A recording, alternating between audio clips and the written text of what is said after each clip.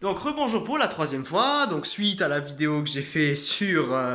les protéines consommées le midi, suite à la vidéo que j'ai fait sur le goûter parce que j'avais dit 250 grammes de protéines, donc je fais une troisième vidéo parce que sur les vidéos des protéines j'ai parlé de la cétose nutritionnelle. Donc pour ceux qui ne le sauraient pas, je le dis une fois après mes 10 ans de cétose. La cétose nutritionnelle, même si elle n'est pas thérapeutique, c'est le but de faire, que le foie il produit des corps cétoniques dans le corps. Pour que la cétose nutritionnelle ait un vrai impact, c'est-à-dire pour pas seulement que le corps soit en cétose, c'est-à-dire qu'il produise des corps cétoniques, mais que le corps soit céto-adaptif, c'est-à-dire que le corps cétonique entre dans la cellule et soit utilisé dans le cycle de Krebs.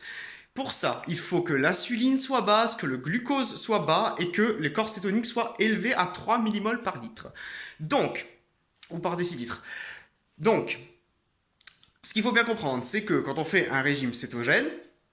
le but n'est pas seulement de faire de la cétogénèse et de créer des corps cétoniques, mais aussi de les utiliser, sinon ils partent dans l'urine. Donc du coup, si vous créez des corps cétoniques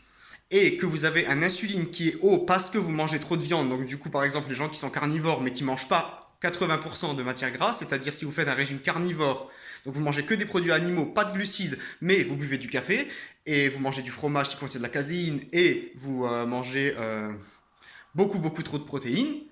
comparé au niveau de graisse, parce que la cétose nutritionnelle se fait avec 80 voire 85% de graisse suivant les personnes qui sont avec une glycémie déréglée ou pas. Donc si vous n'atteignez pas les 80% de graisse et que vous avez la malchance d'avoir un corps complètement déréglé en venant du monde des plantes et du monde des glucides, vous n'allez pas atteindre l'état céto-adapté qu'on cherche en cétose. Puisque la cétose est une chose et la céto-adaptation est une autre chose. Donc, pour dire que c'est pas parce que vous faites un régime carnivore et que vous mangez pas du tout de glucides, même à zéro glucides, que vous allez forcément être en cétose. C'est pour ça qu'il y a des gens qui sont constipés, qui sont fatigués, très fatigués, pas seulement à cause de la grippe cétogène et de l'adaptation, mais parce qu'ils consomment trop de protéines qui font monter l'insuline, et cette insuline qui monte fait non seulement une néoglucogénèse, mais en plus l'insuline qui monte fait baisser considérablement le taux de corps cétonique dans le sang. Donc, pour avoir une cétose correcte, il faut avoir des macronutriments, c'est-à-dire protéines, glucides, graisses correctes, et ne pas avoir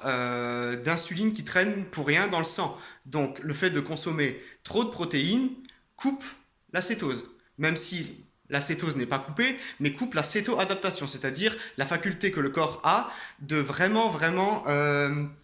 prendre les corps cétoniques et les mettre. Alors si vous ne me croyez pas et vous parlez un petit peu l'anglais, ce qui devrait être le cas normalement dans le nouveau monde où on vit parce qu'il y a tout qui est fait en anglais, donc si vous faites vos recherches correctement, vous devez forcément les faire en anglais. Ceux qui me disent que j'ai tort et que ça a été largement démontré, vous tapez sur internet Stephen Phinney, S-T-E-P-H-E-N, Phinney, P-H-I-2-N-E-Y. Il y a des choses qui ont été même traduites en français pour les gens qui ne sauraient pas lire l'anglais. Soit vous allez sur YouTube regarder ce personnage qui a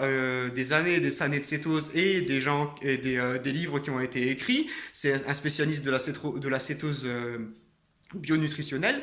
Donc vous allez regarder ce mec et après on discutera de ce que vous pensez, de ce que vous maintenant vous savez, une fois que vous aurez lu ces articles à lui, de ce que vous savez de la cétose, et là on pourra discuter avec des informations correctes. Sur ce, je vous souhaite une bonne journée. Au revoir.